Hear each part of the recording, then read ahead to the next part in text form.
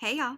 So this round of videos is going to be for the entire month of September as opposed to the usual bi-monthly format because by the time you see these, I will be off having a very particular sort of adventure.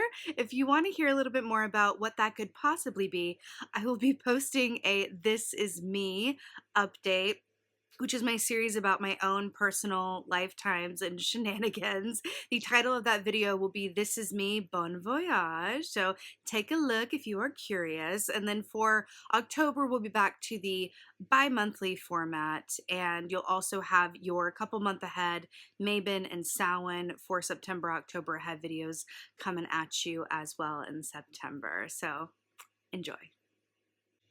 Hey Geminis, how y'all doing? Welcome. We're going to be taking a look at your September monthly general reading here. So in your meditation, short but sweet, I saw the image of the snitch from Harry Potter, which, if you don't know, was an aspect of a game called Quidditch where whoever caught the snitch, it was like the game winner, right? It was like 150 points. Whoever caught it won the game. And it was just a way to go about instant and assured success, right? Then I saw an image of this, snitch, as it were. I never really thought about why it was called snitch, but maybe something in that. It's a game cincher, though. And I saw an aspect of, the image of a hummingbird.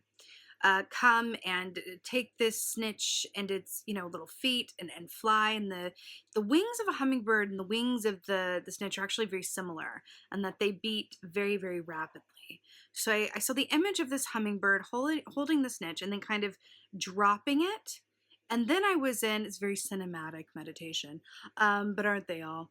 Then I was at Rivendell from Lord of the Rings, which is this in the context of, it felt like a respite point, like a taking in, some time to, rest and be safe and feel like you can relax a bit in the middle of an ongoing journey. So I do feel like there's going to be solutions to things or things coming through for you during this month that either feel like a happy welcome surprise, like with that aspect of the snitch and the hummingbird. Hummingbird medicine is very Page of Swords. So it's about messages, it's about offers, letters, realizations, all of those things that are kind of like, oh, this is new information, right? It feels like there's something around that where your September has to do with something coming in and kind of cinching the win, or something happening where it's like, wow, I didn't see that coming, but I'm here for it. And that in itself, that kind of quick game changer happens that allows you to be in a place where it's like Rivendell, where you're like, I can relax by a glowing waterfall, listen to a harp, and eat some cabbage. You know what I mean? It's that ability, that feeling where you're like, whoosah! That's what that feels like for you. And it does feel like there's an aspect of it that's like comes as a surprise, or like it's welcome, but it does feel like it's like, whoa, something you didn't necessarily see coming or thought that you would happen at a later time. Feels like it's really coming through for you in September.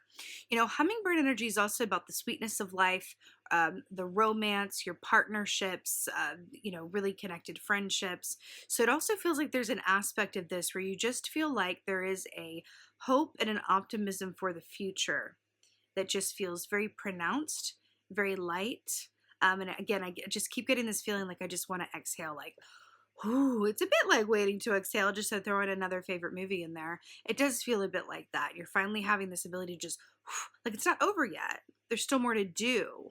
Like, Rivendell was not the destination, but it was a really helpful stop along the way for the fellowship where they were able to just recharge themselves, breathe deeply, know that they could sleep soundly without having to be overly vigilant. Something in that for you. I'm very curious. Let's go ahead and see what your cards say. Hey Gemini, let's go ahead and see what your animal energy is for the month of September. Animal energy for the month of September. Ooh. Ah, perfect. Okay. So we've got the gazelle here. Now this is really, really interesting because first of all, it's fire. So it's transformation, heat, you know, everything that comes with that aspect of like life and vitality with fire, right? But there's an aspect to this as well, like with the gazelle energy, very fast moving animals. They have to be, right? You see those ears? That's their biological imperative that allows them to hear danger from far off, right? So it's that state of like, you know, vigilance that allows them to run quickly and redirect at a moment's notice so that they can get to safety. So it's actually tying me back in with that aspect of Rivendell where it's like, whoo, this is a place where you can feel safe. This is a place where it's a really nice stop along your journey. There's an aspect of that here, right? It's finally feeling at peace or safe or settled about something that you've had anxiety over. It sort of shifts into something you're like, woo, I'm so relieved. I feel that. I feel a deep sense of relief. Now, a gazelle energy equates to that of the Nine of Pentacles in the Tarot, which is about independence. It's about financial wellness. It's about enjoying some solitary time on your own or just really benefiting from all of your own hard work that was well done. You're really reaping the rewards and benefit of all of that. But there is an aspect of this gazelle energy which is also speaks to fear because it's that ever state of vigilance and readiness, right? I feel like that's been an aspect of you that's really coming to a point where you can really rest. And I feel like that rest could be physical for some of you, but I feel like it's like mental or emotional rest. Feels like, again, like that golden ball, the snitch coming out with the hummingbird, it feels like it just comes in and like the game changes. It's a game changer, right? Let's see what's going on, Gemini. Let me just adjust this camera. There we go. What's going on, Gemini, for September? Going into the autumnal equinox in the northern hemisphere, but of course, transitioning. Right. Okay. So here we have the Five of Wands. This is making a lot of sense. More fire here as well, right? So wands, traditionally speaking, are about the actions that we do or don't take, right? This is usually in regards to the work that you love to do, but it's also about what you really care about, what really matters, about what about whom or what you are passionate about, right? The Five of Wands, five is the number of change, right? And Five of Wands is very much about conflicting ideas, opposing energies, it's strife, it's struggle, it's tension, it's anxiety, it's all of those things that kind of go, oh God, there's not enough push and pull here, so something's going to break before it bends. That's the Five of Wands. But remember, we were talking about this aspect of you that feels like it needs to rest or wants to rest. What's really interesting is I'm getting drawn to, because this is your first like past position, right? I'm getting drawn to the aspect of the Six of Wands, which is victory from this positioning. Where you have come out the winner, but also I feel a very distinct Six of Swords from this reading. It feels very Six of Swords, which is about a transition point, a movement, but to a state of inner peace, inner calm that is also moving forward. There's also an aspect of that waterfall that I remember from Rivendell from Lord of the Rings that I see as well for you. It feels like a transition point, but it feels like you were able to breathe deeply. But there has been a lot of conflicting energies or turmoil or a lot of, you know, kind of back and forth coming in here, which has quite possibly led to that gazelle state of vigilance, right? Something to that. Right. Okay.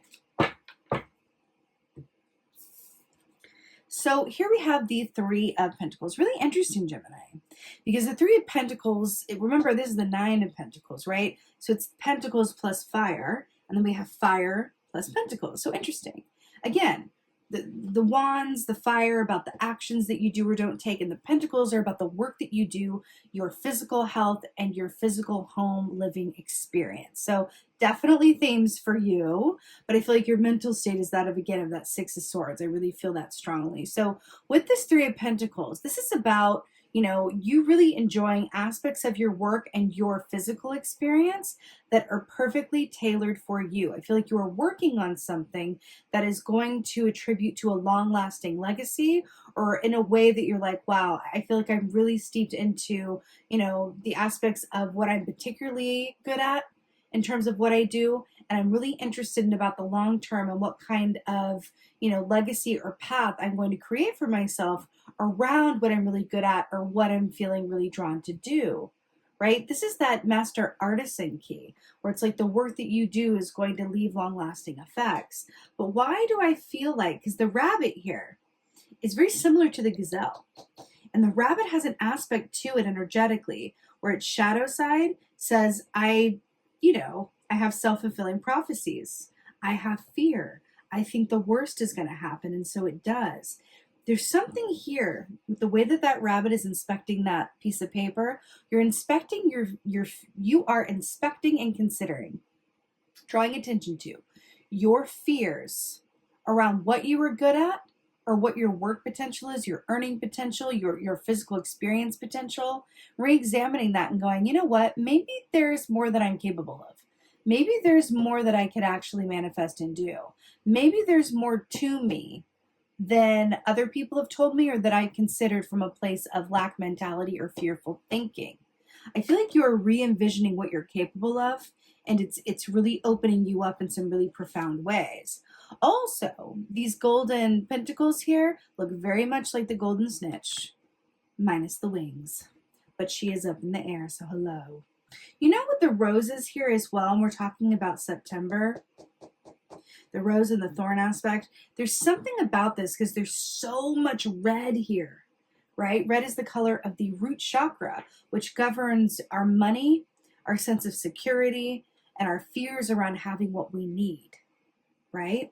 So there's something about that really being brought to the forefront of your attention during this time. So focus on this. It's like sometimes we have to exhaust ourselves, and just for an example about worrying that we're not always going to have what we need, sometimes we truly have to exhaust ourselves of that in order for us to open up our minds and go, well, how can I shift my circumstances or my thinking or my actions, right? Or my physical practices to where I can shift some of that and feel like I'm always going to have what I need, because I always have me, and I always have the power to create what I need for myself. It's like you're adopting an aspect of that camel energy that says, like, what I need always shows up for me. I believe it, and so it is. Something about that. It's like you're restructuring your mind frame, right? And then you have your major arcana here, which couldn't be better. You have the justice key here, which is absolutely brilliant. So let's talk all about this. First of all, this is Libra energy, right? We're going to be going into Libra season after, well, at the end of September, right? So I do feel like this is kind of giving me a wink around a time frame of something for you. But this is about legal matters. Very New York, like legal matters. Legal matters, decisions going in your favor. This is really interesting as well, because we saw that aspect of the golden snitch, right? And like a game cinch or a game changer. There could be, and we had the Page of Swords, which is information, realizations, offers, contracts. So I feel like there's something to this that says, like, you are really moving into a place where things are going to look very different for you. And I feel like I feel a level of monetary success or freedom that comes as a result of a financial decision or decree. That's what this feels like with these contracts here as well. You know, Libra energy is so beautiful. That aspect of justice that says, like, you know, what's fair is fair, justice is blind. And sometimes you got to trust that when you come from your integrity, that will come back to you in some way, shape, or form. And I feel like there's an aspect of this coming through here. This feels similar to, I think it was your second half August reading or your first half August reading, but it feels like it's a continuation of that, and a greater realization around the receipts, around the payback, or the receiving back what you put out there aspect of it, right? But there's something that you've been very fearful around, or unsure about, or kind of worried about, that really you kind of think like, you know what, no, I'm going to reframe this for myself. And then maybe it's in doing that creates this opening for this game cincher, this game winner, to come in and really shift your experience. Something is coming in that is going to change your life. And it feels like it's very positive. It feels like it could be related again to like a legal matter, a financial state of being, a decision, or an offer, like an offer of a contract, right? That really shifts things for you. Maybe it could be a contract for a new home, but there's something where your situation is going to be very different, right? But it was hard going to get there. It doesn't feel like it was like boop boop be doop, like ooh, You know what I mean? No, it feels like you definitely fought to get there. There was definitely some work. There was definitely some dark nights of the soul, but you on Rivendell now, honey. And it feels really nice. That's what it feels. Oh my God. Look at the bottom of this deck. I just shuffled the Six of Swords at the bottom of the deck. Hello and goodbye. I was feeling this for your entire reading. Six of Swords. This is taking that leap of faith and trusting that you're going to land on the hilt of the sword as opposed to the blade. It's that inner peace. There's that river there as well. This feels so, so good for you. It's like sugar glider magic. Okay, let's get some advice. Advice for right. Your advice is the Eight of Cups. That's absolutely perfect. So, Eight of Cups, another river here, right? There's an aspect to this that says, you know, move on from those emotional confines that keep you up at night, that lend to anxiety, that lead to depression. Really observe those aspects of yourself and then seek to change them. Leave behind people, places, things, aspects of yourself that muddy your own emotional waters, because river water is clean, honey, and it's filtered. Very different from a lake that's stagnant and dirty and smells weird, right? And I feel like there's an aspect of this that goes from really take your lake and your emotions and turn them into water, especially with this full moon here. You know, I'm getting the full moon in Cancer. So moon is what rules the sign of Cancer. And this full moon is giving me that energy around a full moon in Cancer kind of aspect of your experience that rules the home and the hearth. Cancer is also an aspect and speaks to us of the importance of self-care, being your own mother and nurturing yourself. So I do feel like you're also being called to take care of yourself, to nurture yourself in ways that you haven't before. Maybe prioritizing your health, prioritizing your mental health, prioritizing your own emotional needs. But there's something about this that says you do you and what you need to do to get those waters moving in the right forward direction, right? When we have a full moon in Cancer, that can really draw attention to the aspects of us that don't feel safe or feel like we won't always have what we need. And that's another aspect of what we're picking up here. So I feel like that's really coming to you in such a big way. If you think about the mother archetype, let's just think about this archetype momentarily, right? Because Cancerians are the mother of the tarot, right? So within that, the mother archetype, and I say this like, ideally, okay, it's an archetype, it's not usually the, you know, example, we're all human, but the archetype of like a good mother per se is someone who is nurturing, someone who makes you feel like everything is going to be okay and loves you unconditionally, who comforts you. You are being asked to do that for yourself. Okay? It feels incredibly important somehow. I also want to point out that you were an air sign, and we did have the Six of Swords peek up, but there's no swords here. You do have Justice energy, which is Libra energy, your sister air sign, and she is wielding a sword above her head, but there's no overt sword energy here, which says to me that you're being asked to come up out of your mind, right? And into the seat of how your emotions, but also your practical sense of what's possible. And small steps that lead to, or even like small changes that lead to healthy habits. I just heard that. Small changes that lead to healthy habits. There's something about that for you. This could be the way that you can think about things, the way you talk to yourself, your physical lifestyle, how much you work versus how much you rest and play, vice versa. Something about that. But you're really being asked to be your own mother and nurture yourself during this time. It feels incredibly important, but it feels like you really need it. Okay, let's get an oracle. I'm feeling like a divine feathered messenger. I just pulled the card off the top and it's a hummingbird. Realize what you've been carrying and lighten up. New joy is on the way. I love that. Realize what you've been carrying and lighten up. Lighten up. Hello. New joy is on the way. Really beautiful. Let's pull another one for you as well. For Gemini. Whoop. Ooh. Oh, it's so good, y'all. I hope you're ready for this. Chickadee. The time is right to release old patterns. Hello, Eight of Cups. Come up here for your moment. The time is right to release old patterns and energies. You are ready to embrace change.